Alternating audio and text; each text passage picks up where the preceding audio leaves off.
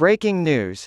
Putin expresses his concern to Erdogan about the catastrophic deterioration in Gaza. During a phone call with his Turkish counterpart Recep Tayyip Erdogan, Russian President Vladimir Putin voiced concerns about a sharp deterioration of the situation in besieged Gaza, the Kremlin reported on Tuesday. As reported by the Kremlin, the leaders voiced deep concern over the growing number of civilian casualties and the catastrophic deterioration of the humanitarian situation in the Gaza Strip.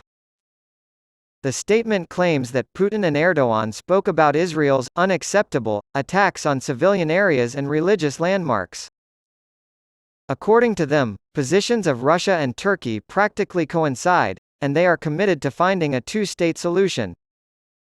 Israeli officials claim that on the first day of the raid, October 7, Hamas militants stormed into Israel from the Gaza Strip and killed at least 1,400 people, most of whom were civilians who were shot, mutilated, or burned to death.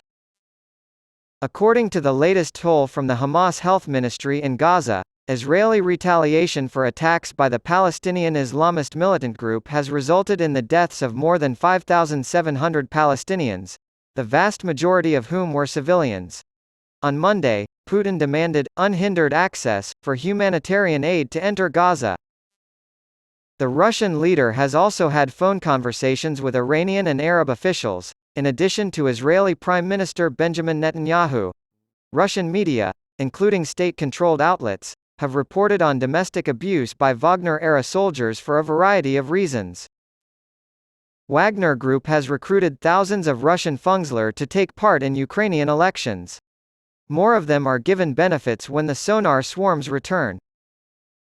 After returning home as free men from the Ukrainian military, some previous insatte have begun engaging in petty crime as a result of a variety of factors.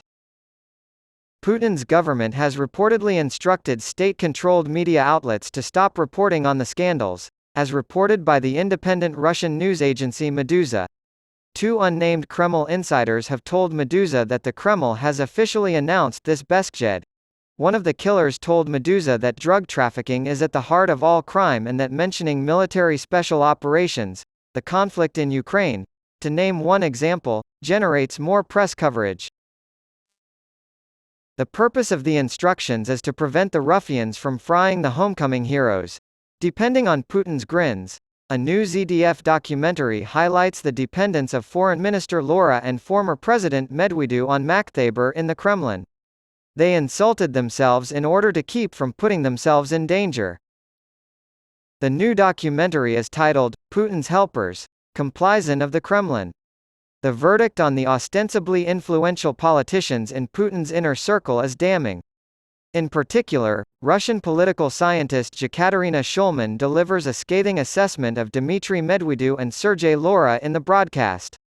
She justifies her actions by citing Soviet customs. There is no such thing as a genuine face on a Soviet man. He has no convictions or core beliefs. He's preoccupied with the task of staying alive.